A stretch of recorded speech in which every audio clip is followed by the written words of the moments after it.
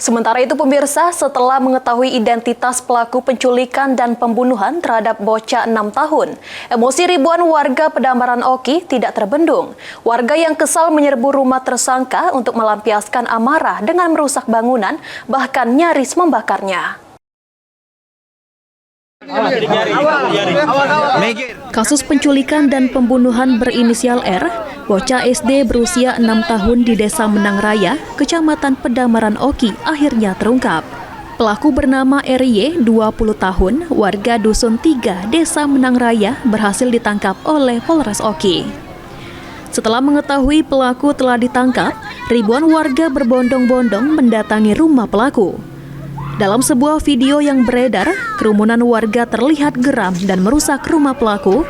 Teriakan kemarahan warga menyulut emosi sehingga aksi anarkis tersebut tidak dapat terbendung. Atas terungkapnya kasus penculikan anak umur 6 tahun ditemukan dengan keadaan sudah tidak bernyawa dan kurang dari 24 jam pelaku berhasil ditangkap. Tentunya kami mengapresiasi dan terima kasih juga kepada seluruh masyarakat yang membantu proses pencarian hingga pencarian jenazah hingga ditemukannya pelaku. Kemudian kami sudah sangat bekerja semaksimal mungkin atas terjadinya pengerusakan yang dilakukan oleh masyarakat terhadap rumah pelaku.